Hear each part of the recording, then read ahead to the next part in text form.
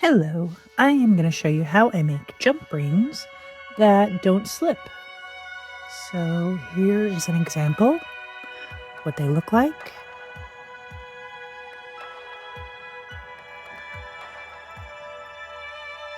And I'm going to show you how I made those.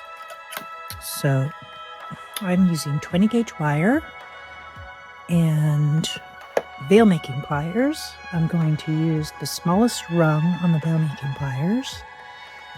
And I'm going to form a little coil with 2 rings, and I'm just going to go a little bit past the beginning point, so I have enough room to make some flush cuts. Okay. And then using my flush cutters, flush cut towards the jump rings, I'm going to snip off the end.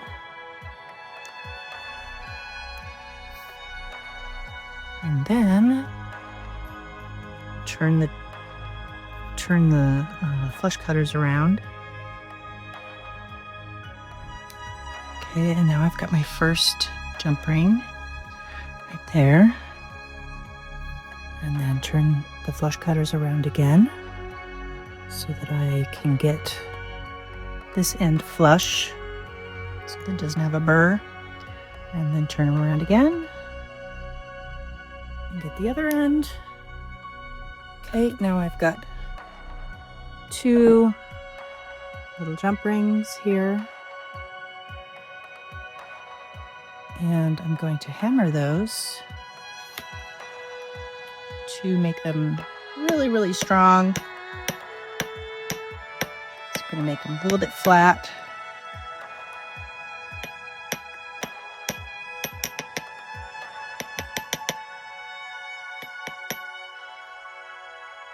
And just a light little hammering. Nothing too aggressive.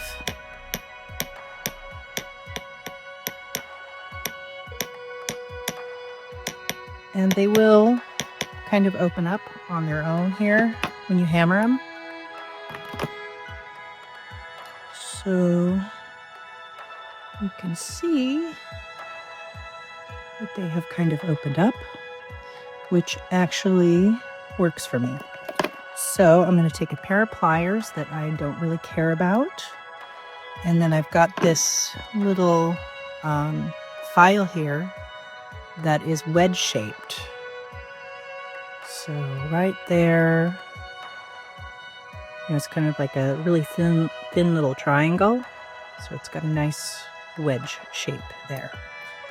And I'm using these ones because they're broken.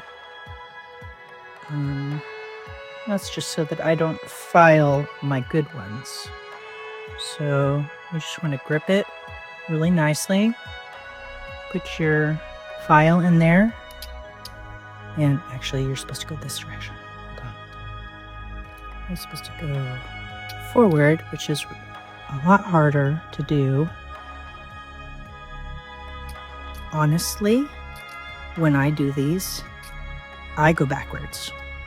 You're not supposed to do that on a file, but it makes it so much easier.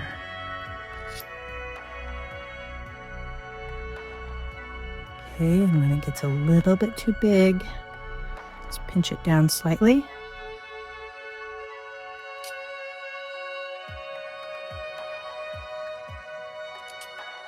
And I'm just making it so that it matches up perfectly.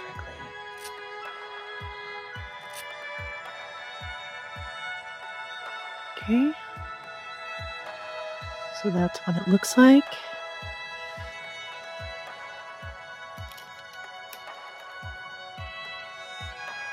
And you can see, when I pinch it down,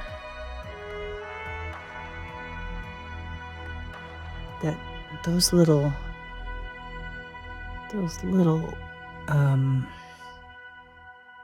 ends are gonna fit together really nicely. And I normally do this with my smaller pliers. Okay, and if it gets a little bit of a oblong shape, then you can oops, dang it. It just shot across the room. Don't do that.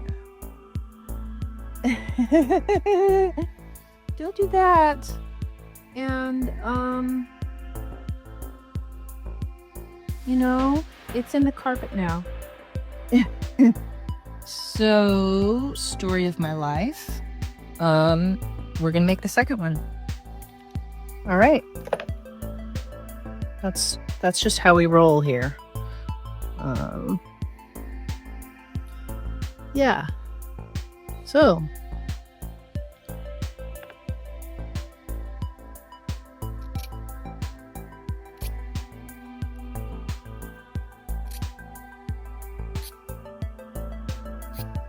I will find it. Just not on camera. Okay?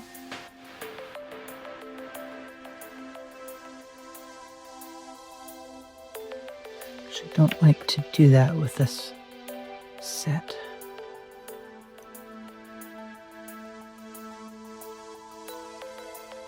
There.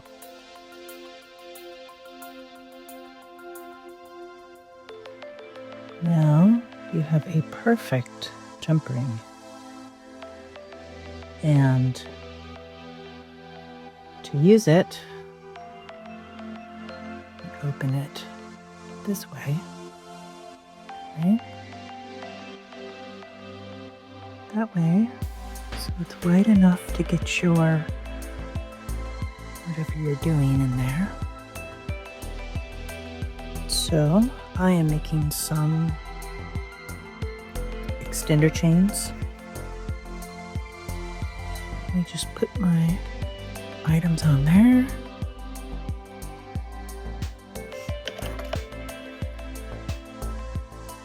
And then if you want it to really, really pinch in there while it's open, you can just do a real gentle squeezing of that. Not so much that you can't get them back into place, but that'll give a little tension. I may have squeezed it too much. We'll see. It gives it a little bit of tension so that when you slide it back here, oops.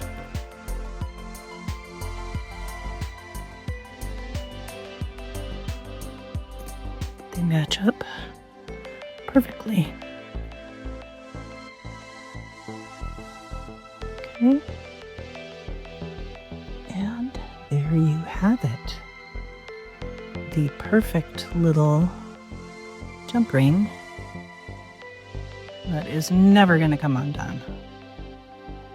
You see how nicely those pieces meet there. Yeah. All right. Thanks for watching.